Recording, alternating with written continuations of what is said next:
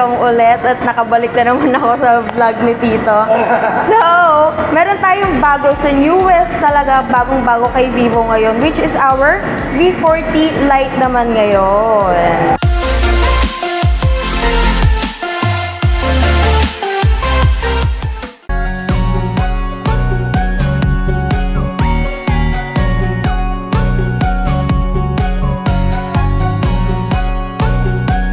Yan. Okay, ano naman yan? So yan, kay V40 Lite, meron tayong tatlong variants. Parang kagandahan lang dito, no? Kasi at the price na 18,999, meron na tayong 512 gig RAM.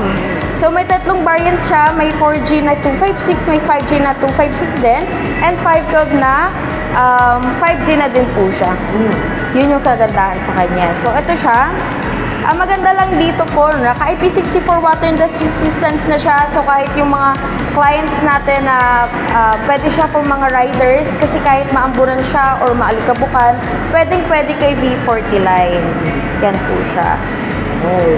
Super ganda din ng ano niya, super stylish din ng kanyang design. And ayun po, naka 80 watts fast charge na po siya, 5,000 mAh battery capacity. So kahit all day battery na po siya. So pwedeng-pwede siya sa mga students or mga blue collar na mga clients natin, no? Kasi matagal na talaga yung battery niya. Pwede siyang magtagal up to mga half a day. Half a day, yeah. Yes po, kasi naka 5,000 na po ang kanyang battery. Yeah. Yeah. Okay. Refresh rate niya, ayun, mataas na din siya. Naka 120 Hz refresh rate na din po tayo. And AMOLED screen display na din po siya. So, mas maganda na din po ang kanyang screen. And at the same time, naka 1,800 nits na po siya.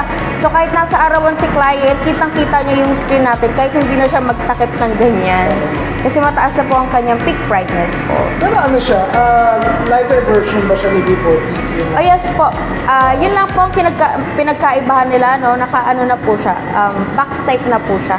Kasi kay V40 naka-edge po tayo ang design. Ngayon po kay Lite po, naka-box type, back-to-box type na din po tayo. Tapos yung kanyang ano to, may data-pro glass ba to? Yes po, HE glass na din po ang ginamit sa kanya, anti-glare glass na din po. Anti-glare glass. Yes po. Yung setup ng camera. Super ganda. Bakit? Oo nga, ganda. Stylish talaga ng mga nilalabas ni Vivo ngayon. Yung fingerprint niya, paano naman? Screen na din po, since AMOLED na din po. Yes po. So, yun nga po, kay V40 Lite, talagang pwede na din po siya. Kunyari, may mga excess na pictures or may nakaharang, may mga naka-photo bomb. So, pwede siya, no, na matanggal yung mga tao-tao sa gilid-gilid at kung gusto niyo nakafocus yung picture sa inyo. So, pwede yung mawala. Ayan. Tatagal niya. Yes Pwede po. nga imaging, no? Napakita natin ilang megapixels siya. Ano na po siya, 50 megapixel na din po. 50 megapixels. Yes Yung po. niya.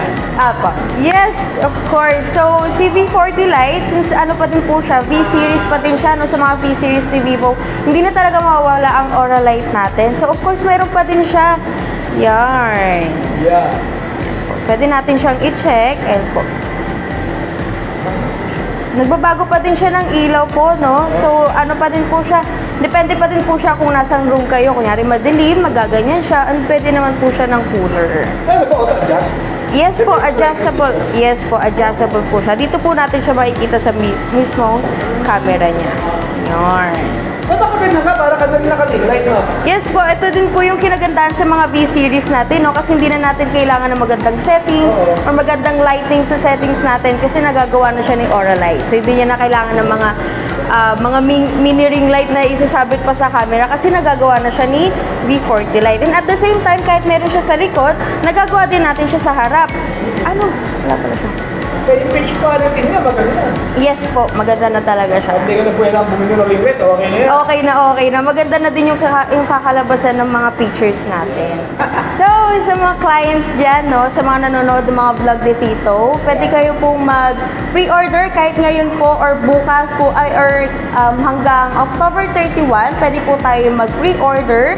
And ayun po, sa mga clients dyan na malapit lang sa Gentry within Robinsons po, pwede po tayo pumunta dito sa Robinson Place, General Trias.